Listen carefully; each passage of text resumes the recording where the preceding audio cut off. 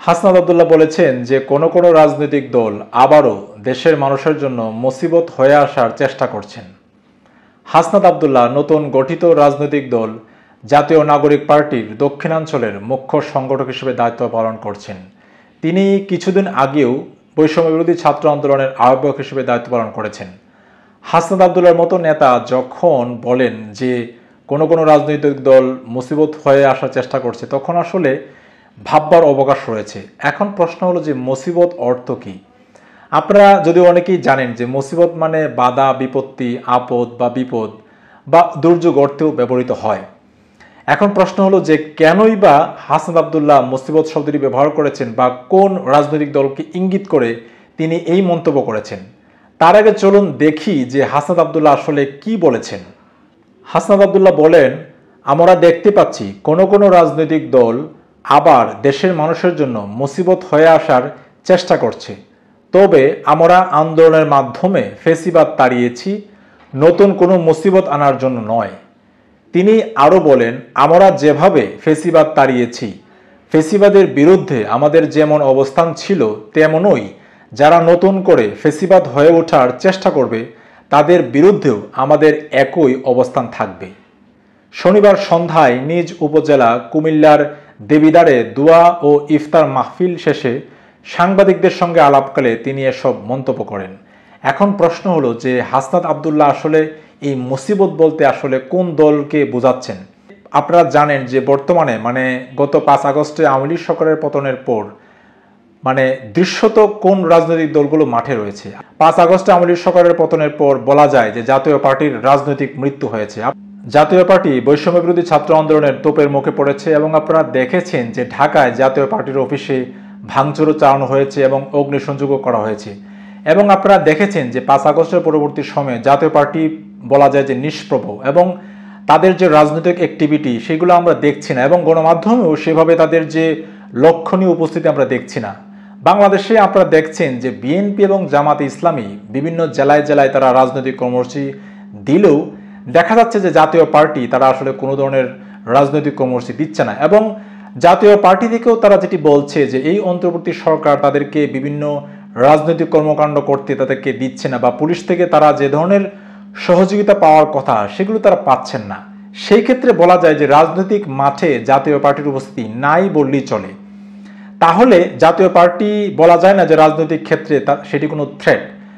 তাহলে এত গেল জাতীয় পার্টির কথা। বাকি রয়েছে দুটি রাজনৈতিক দল, একটি হলো বিএনপি এবং অন্যটি হলো জামাতে ইসলামী। আপনারা দেখেছেন যে জামাতে ইসলামী বলা যায় যে বৈষম্যবিরোধী ছাত্র আন্দোলন এবং অন্তর্বর্তী সরকারের সঙ্গে একটি মিত্র ভাব নিয়ে আছে। এবং আপনারা দেখেছেন যে 5 আগস্ট পরবর্তী সময়ে বিএনপি যখন বারবার বলছিল যে দ্রুততম সময়ের মধ্যে নির্বাচন দিতে হবে, সেই ক্ষেত্রে আপনারা দেখেছি যে জামাতে ইসলামী তারা বরাবরই বলছিল যে সার্বিক সংস্কারের পর যেন নির্বাচন হয়। এবং 5 আগস্টের পরে বৈষম্যবিরোধী ছাত্র আন্দোলনের নেতারা এবং 2-1 ছাত্র উপদেষ্টা যে ধরনের রাজনৈতিক তত্ত্ব কথা তারা জাতির সামনে উপস্থিত করেছিলেন সেগুলো তো জামাত ইসলাম বলা যায় যে একেবারেই মৌন সমর্থন দিয়ে গিয়েছে বা অনেক ক্ষেত্রে দেখা গেছে জামাত ইসলাম টু শব্দটি বন্ধ করেনি।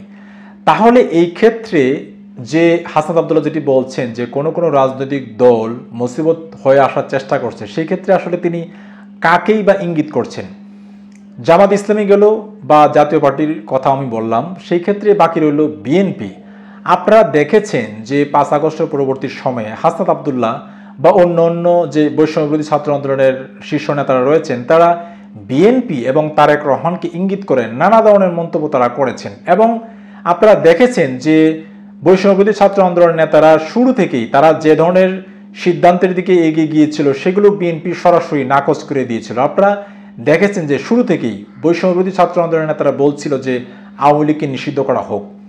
আমরা দেখেছি যে সরাসরি বিএনপি এগুলো ভেটো দিয়েছে বিভিন্ন তাদের রাজনৈতিক কথাবার্তায়। বৈষম্যবিরোধী ছাত্র আন্দোলনের নেতারা চেয়েছিল যে বর্তমানে যিনি রাষ্ট্রপতি রয়েছেন মোহাম্মদ শাহাবুদ্দিন তার পদত্যাগ বা অপসারণ চাইতে, এবং আমরা দেখেছি যে বিএনপি এই দাবিটিও তারা নাকচ করে দিতে বা ভেটো দিতে।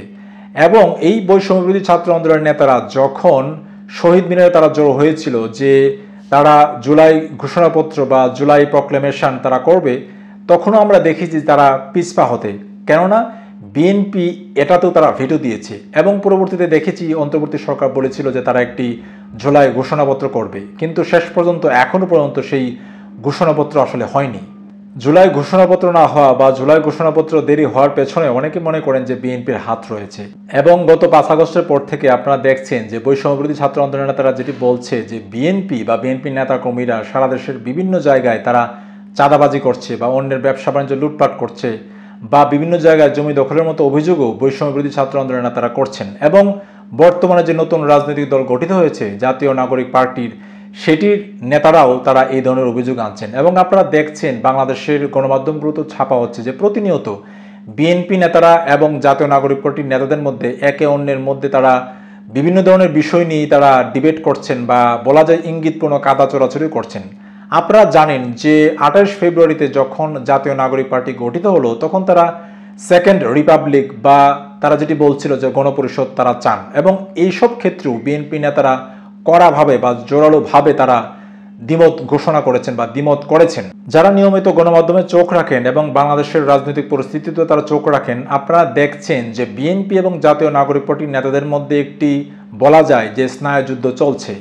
এবং সেই যে স্নায়ুযুদ্ধ সেগুলোর নিশ্চয়ই একটি ধারাবাহিকতা রয়েছে। আপনারা জানেন যে বিএনপি শুরু থেকেই বলে আসছিল যে এই ছাত্ররা একটি কিংস পার্টি গঠনের চেষ্টা করছে, এবং যেটি বিএনপির মহাসচিব মির্জা ফখরুল ইসলাম আলমগীর বলছিলেন সম্প্রতি বিবিসি বাংলার একটি সাক্ষাৎকারে যে ছাত্র প্রতিনিধি সরকারে রেখে তারা যদি একটি নতুন রাজনৈতিক দল গঠন করে এবং সেই দল যদি নির্বাচনে অংশগ্রহণ করে তাহলে জনগণ এটি মেনে নেবে না। এবং প্রতিনিয়তই বিএনপি নেতারা সেগুলো বলে গিয়েছেন একের পর এক। এবং তারা যেটি বলছিল না যে কিংস পার্টি গঠনের চেষ্টা তারা মেনে নেবেন না।